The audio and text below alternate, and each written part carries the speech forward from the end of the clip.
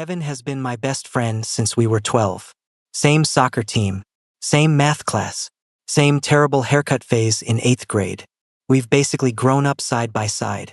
Everyone always joked that we were an old married couple, because we bickered constantly but never actually stayed mad at each other. He's the kind of guy people assume has everything figured out. Confident, loud laugh, captain of the college intramural team now. Girls always orbiting him. And me? I'm more low-key. Graphic design major, quieter, more observant. I've always been the one listening while Kevin talks. And yeah, I've been in love with him for years. I never planned on telling him. I'd accepted that some feelings are just background noise you learn to live with. He dated girls. I dated, well, mostly no one serious. I came out in sophomore year of college. He was the first person I told. He didn't even blink. Okay, he'd said, shrugging. You're still you. That's all I care about.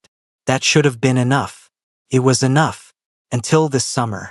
We were both back in our hometown after finals, working part-time jobs and pretending we weren't terrified of actual adulthood creeping closer.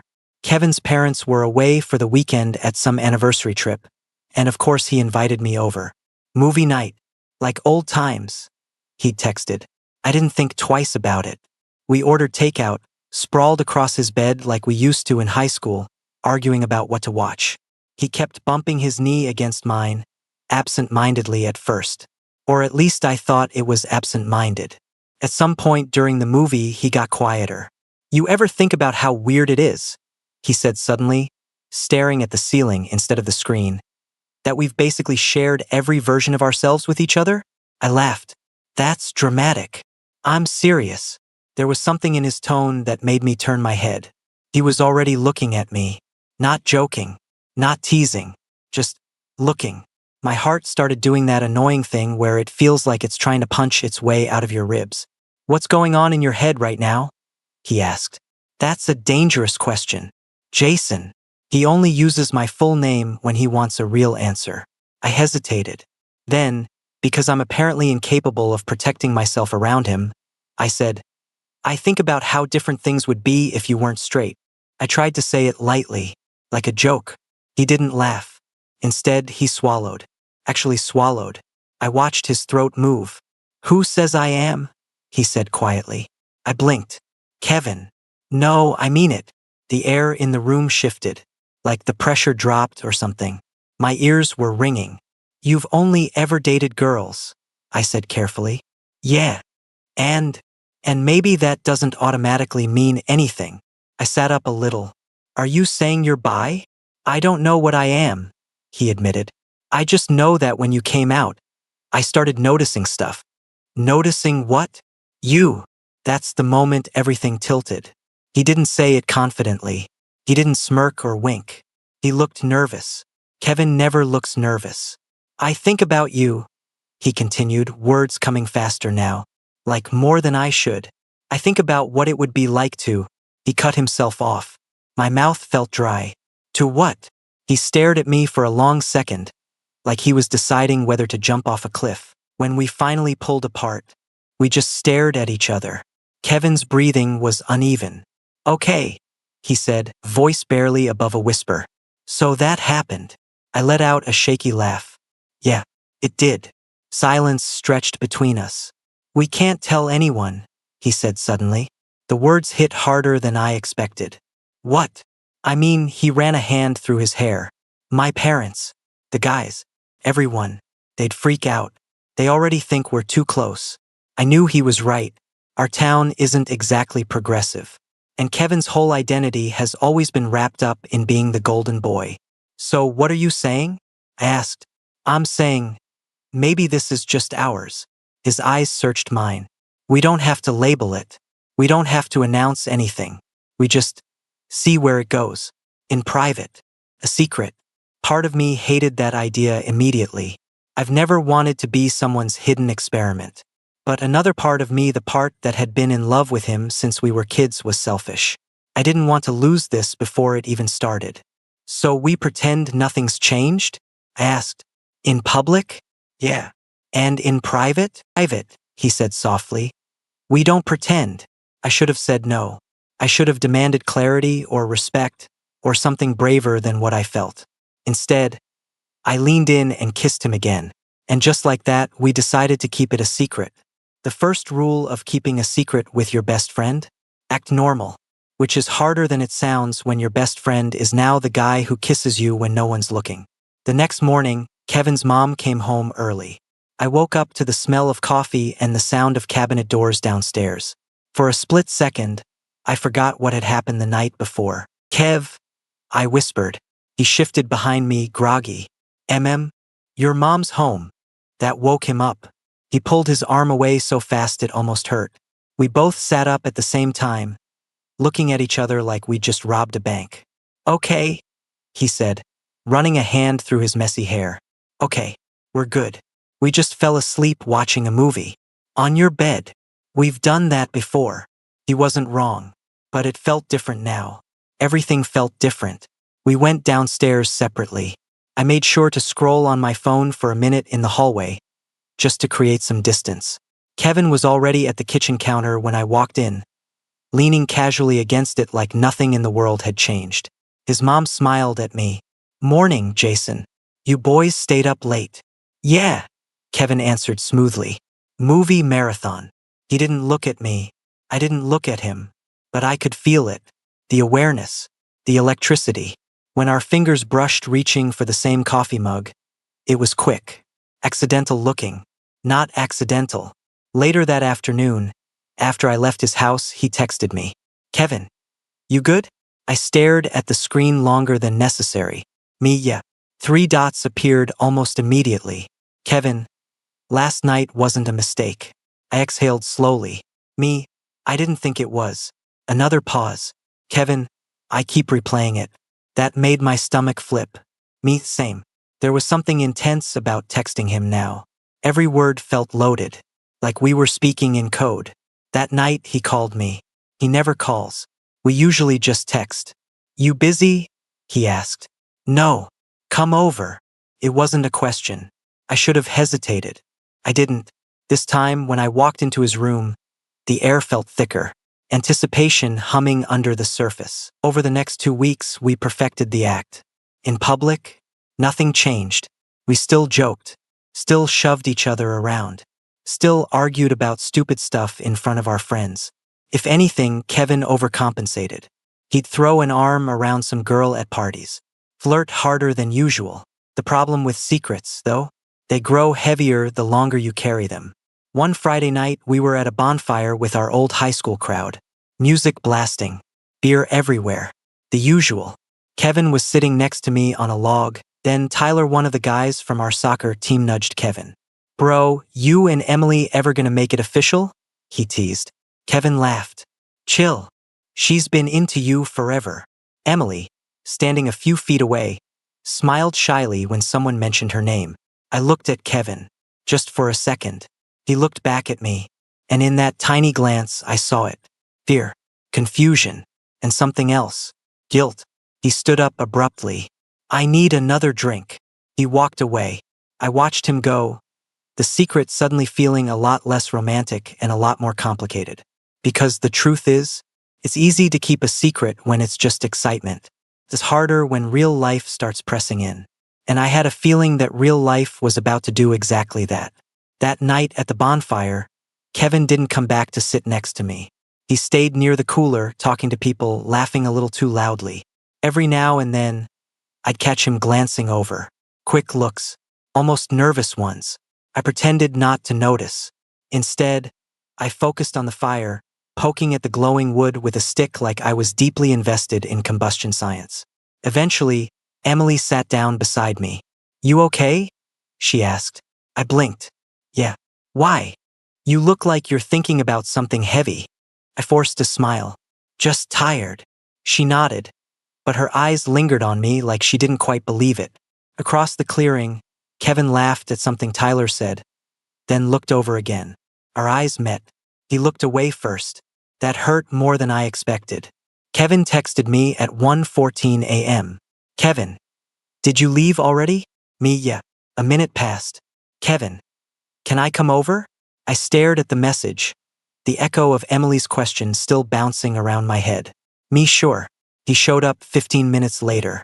I opened the door and he walked straight in like he always had. But the energy was different tonight. Tense. Unsettled. You okay? He asked. I almost laughed at the irony. I was gonna ask you the same thing. He exhaled, dropping onto my couch. That bonfire was awful. It was a bonfire. They're all overrated. That's not what I mean. I leaned against the kitchen counter, arms crossed. Then what do you mean? Kevin rubbed his face, frustrated. Everyone keeps trying to push me toward Emily.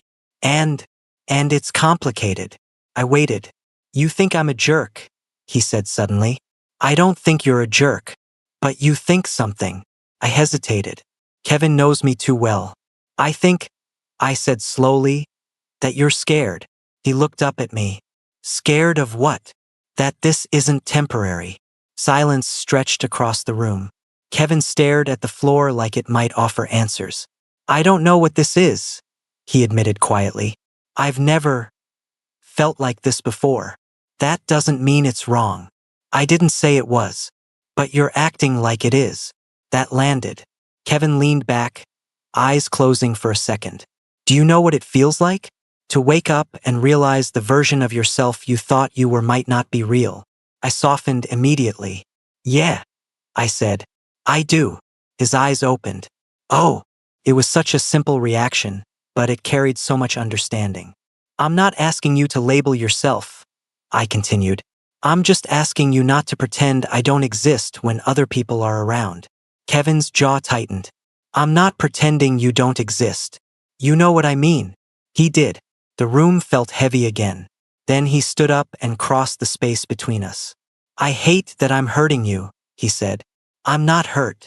Jason. I sighed. Okay, maybe a little. His hand reached out, hovering near my arm before finally resting there. I'm trying, he said. I know. And I don't want to lose you. That was the thing. Underneath everything, the confusion, the secrecy, the tension, Kevin and I were still Kevin and Jason. Best friends who had memorized each other's lives. You won't, I said. His shoulders relaxed a little. Good. Then he smiled softly. Can I stay? You don't have to ask. We ended up on my couch, some random sitcom playing quietly in the background. I like this, he said after a while. What part? Hanging out without feeling like my brain's exploding. I laughed. That's a high bar. He nudged me. Shut up. A few minutes passed before he spoke again. You know what's weird? What? I've spent years telling you everything. And now there's this huge thing happening in my head that I don't even understand enough to explain. That's allowed, I said. You don't have to have a PowerPoint ready. He smiled at that. Then his head tipped sideways, resting against my shoulder. It was such a small gesture. Outside, a car passed. The TV laughed at its own joke. Somewhere down the street, a dog barked.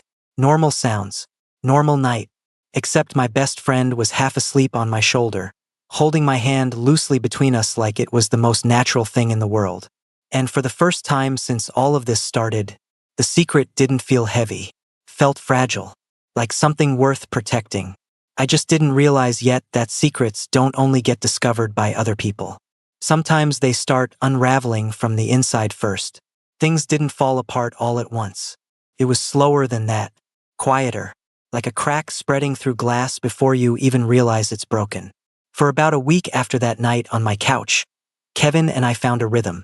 We still hung out with friends, still acted like nothing had changed. But when we were alone, there was this ease between us that hadn't been there before. More talking, less panic. He started staying over at my place sometimes. Nothing dramatic, just late-night movies that turned into him falling asleep next to me. His arm draped over my stomach like it had always belonged there. And honestly, those moments meant more to me than anything else. Because when Kevin wasn't overthinking, when he wasn't worrying about labels or expectations or what other people would say, he was just Kevin. Warm, affectionate, soft in ways most people never saw. One Tuesday afternoon, we were grocery shopping together, which sounds painfully domestic, but it happened because Kevin texted, Kevin, I'm starving. Kevin, also I have no food. Kevin, come with me so I don't buy only frozen pizza. So we ended up wandering the aisles, arguing about cereal brands like an old couple. You can't seriously buy the off-brand one, I said. It tastes the same. It absolutely does not. Kevin grinned. You're such a snob. He bumped his shoulder into mine, casual and familiar. A woman pushing a cart passed us and smiled. You two are cute. Kevin froze. Not dramatically. Most people wouldn't have noticed. But I did. His smile faltered just a little. His posture shifted like he suddenly remembered where we were. We're not Dash, he started quickly. It's okay, the woman said kindly, already walking away. The moment lingered like an echo. Kevin grabbed a box of cereal off the shelf that he clearly didn't even look at. You okay? I asked quietly. Yeah, he said too fast. We walked in silence for a few seconds. That didn't bother me, he added. I didn't say it did. But you thought it did. I sighed. Kevin. He stopped the cart, turning to me. I just don't like people assuming stuff about me, he said. I nodded slowly. That's fair. But inside, something twisted again. Because I wasn't just stuff. I was real. And every time he flinched at the idea of people seeing us that way, it reminded me that this secret protected him more than it protected me. That night, Kevin stayed over. We were lying in bed, lights off, the quiet hum of my fan filling the room. Jason, he said into the darkness. Yeah. Do you ever regret telling people? I knew what he meant. Coming out. I thought about it. Sometimes, I admitted, life would be simpler if I didn't. But simpler isn't the same as happier. He was quiet for a long time after that. I don't know if I'm ready for complicated, he whispered. I turned toward him even though I could barely see his face. You don't have to be ready for everything right now, I said. Just be honest with yourself. He exhaled shakily. That's the scary part. I reached for his hand under the blanket. He squeezed back immediately. That reflex, that instinct to hold on said more than any label could. The unraveling started 3 days later. It was another bonfire. Smaller this time. Just a few of us at Tyler's place. Kevin and I arrived together, but parked separately like we always did now. Inside, music played, people talked, drinks were passed around. I was standing near the kitchen island when Emily walked up. Can I ask you something? She said. Sure. She hesitated. Is Kevin okay? The question caught me off guard. Yeah. Why? He's just different lately. My stomach dropped. How? She shrugged. Distracted. Not really here even when he's here. I forced a neutral expression. Probably work stuff. Maybe, she said softly. Her eyes studied me in a way that made me uneasy. You know, she added, he talks about you a lot. I laughed lightly. We're best friends. I know, but she didn't look convinced. Across the room, Kevin was laughing with Tyler again, beer in hand. He glanced over, saw us talking, and immediately started walking toward us. Hey, he said, slipping between us almost instinctively. Emily smiled politely. I'm gonna grab another drink.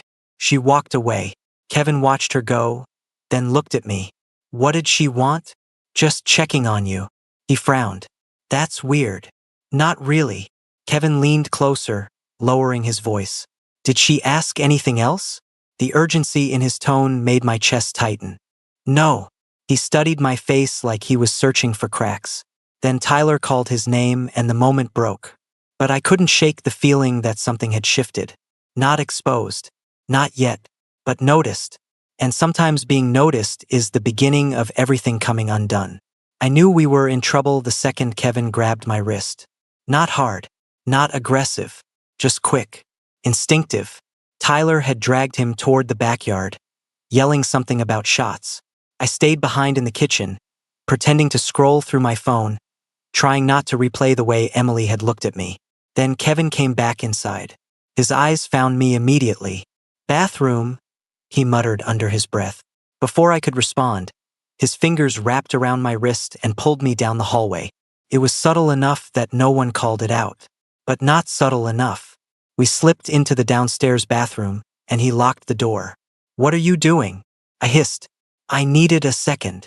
With me? Yes, with you. The music outside thumped through the walls. Voices overlapped. Someone laughed too loud. You practically ran over when you saw me talking to Emily. His jaw tightened. What did she say? Kevin. What did she say? Nothing. She thinks you're distracted. He exhaled sharply. That's it. That's it. He ran both hands through his hair, pacing in the tiny space like a caged animal. I hate this, he muttered. Hate what? Feeling like I'm about to get caught doing something wrong. That stung. Is that what this is? I asked quietly. Something wrong. He stopped pacing. No, he said immediately. That's not what I meant. Then what did you mean? I mean, he struggled for the words. I've never had to hide something this big before. It's like I'm constantly on edge. I crossed my arms. Welcome to my world. That landed harder than I expected. He looked at me like he'd just realized something obvious and uncomfortable. Jason, you think this is new for me? I continued, keeping my voice low. I spent years filtering how I looked at you, how I talked about you, making sure no one figured it out. His expression shifted. Guilt. Again. I didn't think about it like that. I know. Silence pressed in around us. Outside, someone knocked on the bathroom door. Occupied. Kevin snapped. The footsteps retreated. He stepped closer to me then. I'm not ashamed of you, he said softer now. I didn't say you were. But you're thinking it. I didn't answer, because part of me was. I'm scared, he admitted. Of what? That if this gets out, I don't get to take it back. I searched his face. Take what back? Being straight. The word hung there between us. I swallowed. Do you want to take it back? I asked. He didn't answer right away. And that silence? It was louder than anything he could have said. Another knock hit the door. Louder this time. Dude, hurry up. Kevin dropped his hand immediately, stepping away like we'd been burned. And in that split second, I felt it. The difference. When it was just us, I was something he reached for. The second the outside world pressed in, I was something he had to let go of. He unlocked the door first and stepped out. I followed a second later. No one seemed to notice, but I felt exposed anyway. The breaking point came an hour later. Tyler, already drunk, threw an arm around Kevin's shoulders.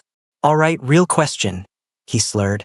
When are you and Emily gonna stop pretending and just get together already? The group laughed. Emily rolled her eyes but didn't deny it. Kevin laughed too. Too easily. We'll see, he said. And then he looked at me. Not long. Just a flicker. But I saw it. The apology. The fear. The conflict. And something inside me finally cracked. I grabbed my jacket. Where you going? Kevin asked, immediately alert. Home. It's early.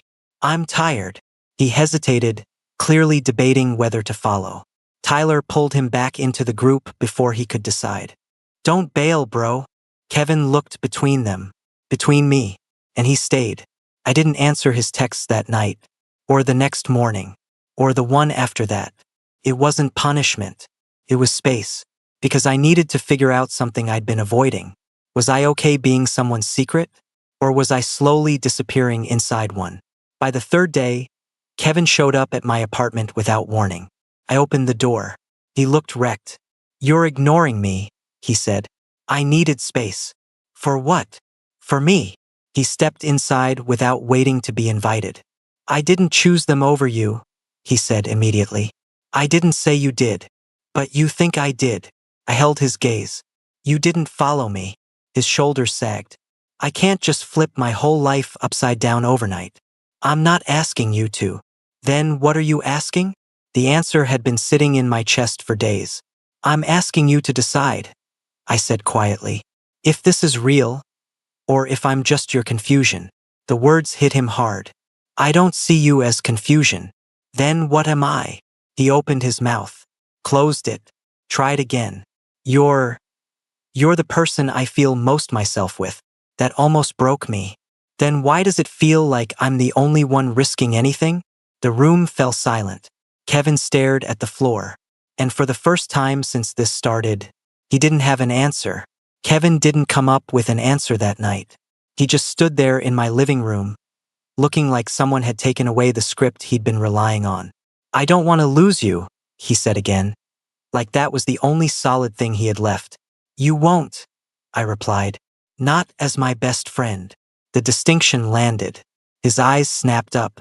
Just your best friend? I forced myself to stay steady. I can't keep doing this halfway. He ran a hand down his face. You think this is easy for me? No, I said honestly. I think it's terrifying for you. Then why are you acting like I'm the villain? I'm not. My voice softened. But I can't be the only one brave here. That hung between us. Kevin has always been brave in obvious ways.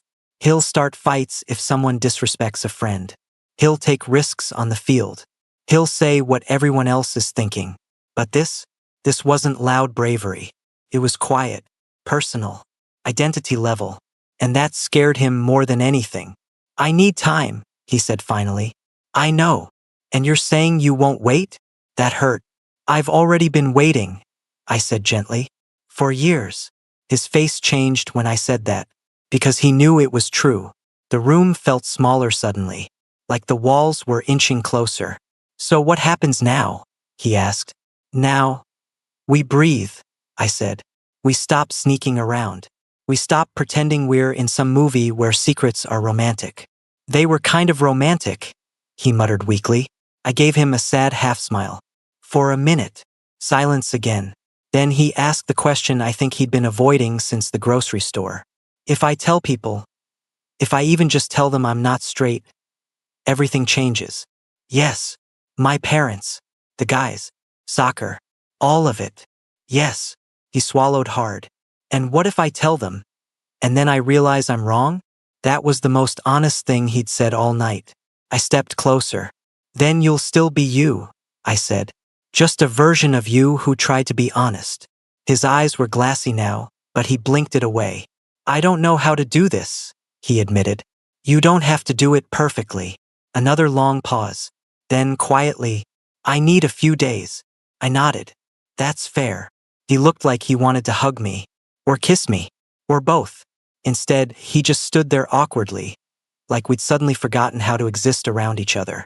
I'll text you, he said. Okay. He left without touching me, and somehow that hurt more than any argument. The next 3 days were hell. Not dramatic, screaming into a pillow hell. Quiet hell. Kevin didn't text. He didn't call. He didn't show up. I told myself that was good, that it meant he was actually thinking instead of reacting. But every time my phone buzzed and it wasn't him, something in my chest dropped. On the 4th night, Tyler invited everyone over again. I almost didn't go. But hiding at home felt worse. When I walked in, Kevin was already there. And he looked different. Not physically, just grounded, like he'd made a decision. Our eyes met across the room. He didn't look away this time. He walked straight toward me. Hey, he said. Hey, you got a minute? Yeah. We stepped outside onto the back porch. The noise of the party muffled behind the door. Cold night air hit my face. Kevin leaned against the railing, staring out into the dark yard. I told my sister, he said. My heart skipped. What? I told her I've been questioning stuff. I blinked. Kevin. She didn't freak out. He rushed on. She didn't laugh. She just said she kind of figured. Couldn't help it. I smiled. Of course she did. He let out a shaky laugh. I didn't say your name, he added. That's okay. But I told her there's someone. My chest tightened. And she said if I'm scared, that probably means it matters. That sounded like something his sister would say. Kevin finally looked at me. I don't know exactly what I am, he said. But I know I don't want to keep pretending I'm not feeling this. My breath caught. I'm not ready to announce it to the world, he continued. But I am ready to stop acting like you're a secret shame. The words hit hard. You're not a mistake, he said firmly. You're not confusion. And I'm not experimenting. I'm just figuring it out. Out loud. I asked carefully. He nodded once. With you. The porch light flickered slightly above us. Inside, someone shouted Kevin's name. He ignored it. I can't promise I'll be perfect, he said. I can't promise I won't get scared again. But I can promise I won't let you walk away alone next time. I searched his face. This wasn't panic. It wasn't adrenaline. It was quieter than that. Steadier. Are you sure? I asked. He stepped closer. No, he admitted. Then softer. But I'm sure about you. That was the difference. Not certainty about labels. Certainty about us. And maybe that was enough to start with. He reached for my hand. Not hidden between bodies. Not behind a locked bathroom door. Just there. On the porch. Under the light. He didn't lace our fingers. He just held on. The door behind us opened suddenly. Tyler stuck his head out. Yo, what are you two doing out here? Kevin didn't drop my hand. Talking, he said calmly. Tyler squinted at us. Then shrugged. Hurry up. You're missing the good stuff. The door closed again. My heart was pounding so loud I could hear it in my ears. Kevin looked down at our hands. Then back at me. And this time, he didn't let go. Kevin didn't let go of my hand for the rest of the night. Not dramatically. Not like he was making a speech. He just kept holding it. At first, it was subtle. We stood on the porch for another minute, both pretending we weren't hyper-aware of the contact. Then he gave my fingers a small squeeze. Still okay? He asked. I nodded. Yeah. You look like you're about to pass out. I might be. He laughed softly, and that laugh relaxed, unforced, made something unclench inside me. When we walked back into the house, he didn't immediately drop my hand. He also didn't announce anything. He just walked in next to me. Tyler was mid-story, waving a beer around. Emily sat on the couch. A couple other friends were scattered around the living room. No one noticed at first. Kevin's thumb brushed lightly over my knuckles. Then Tyler glanced down and paused. His eyes flicked from our hands to our faces. Wait, he said slowly. Are you too? Kevin didn't pull away. He didn't look panicked. He didn't look at me for permission either. He just said, calmly, yeah. The room went quiet. Not explosive quiet. Just confused quiet. Yeah, what? Tyler asked. Kevin exhaled through his nose, like he'd been holding that breath for years. Yeah, we're together. My heart slammed into my ribs so hard I thought it might bruise. Emily blinked. Someone across the room said, oh, that was it. No shouting. No chaos. Just processing. Tyler scratched the back of his neck. Since when? Kevin's fingers tightened slightly around mine. Not your business, he said. But he wasn't defensive. Just firm. Tyler stared at us for another second. Then he shrugged. Okay, he said simply. Cool. And just like that, the world didn't end. The music kept playing. Someone resumed their story. Emily gave me a small, complicated smile. Not angry, just surprised. Kevin leaned closer to me, voice low. I'm gonna throw up, he muttered. I almost laughed from the relief. You did it, I whispered. He swallowed. Yeah. And for the first time since this started, I felt the weight of the secret lift off my chest. It wasn't perfect after that. There were awkward conversations. Kevin told his parents 2 weeks later. His mom cried. Not because she was upset, but because she said she wished he hadn't felt like he had to hide. His dad took longer to process. There were weird looks from a couple guys on the team. One of them stopped texting Kevin altogether. But most people adjusted, because that's what people do. The biggest shift wasn't public. It was private. Kevin stopped flinching. You know what's crazy? He murmured. What? I thought keeping it a secret would make it safer. I smiled faintly. Did it? For a minute. He paused. But it also made it smaller. That hit me. Smaller how? Like it was something fragile. Something that couldn't survive daylight. He rolled onto his side to face me. This doesn't feel fragile anymore. No, I agreed. It doesn't. He studied my face for a long second. I'm still figuring myself out, he said quietly. I know, but I'm not confused about you. My chest tightened. You're not. I teased gently. He shook his head. You're not confusion. You're not a phase. You're not an experiment. His voice steadied. You're the person I want next to me when I'm scared. And when I'm not. That was it. That was the thing I'd been waiting to hear without even realizing it. Not a label. Not a grand declaration. Just certainty in us. The secret hadn't been about protecting us. It had been about protecting fear. And once Kevin stopped choosing fear, he chose me. If you told me a year ago that my straight best friend would end up holding my hand at parties and introducing me as his boyfriend, I would have laughed. If you told Kevin that, he probably would have punched you. But life isn't always about knowing exactly who you are from the start. Sometimes it's about being brave enough to admit when you don't. And sometimes it's about deciding that whatever you're figuring out, you don't want to figure it out alone. We almost kept it a secret forever. I'm really glad we didn't. There's this moment no one talks about after you stop hiding. It's not dramatic. It's not cinematic. It's just quiet. The first time Kevin introduced me as his boyfriend, we were at a barbecue his sister was hosting. Nothing huge, just family friends and a few neighbors.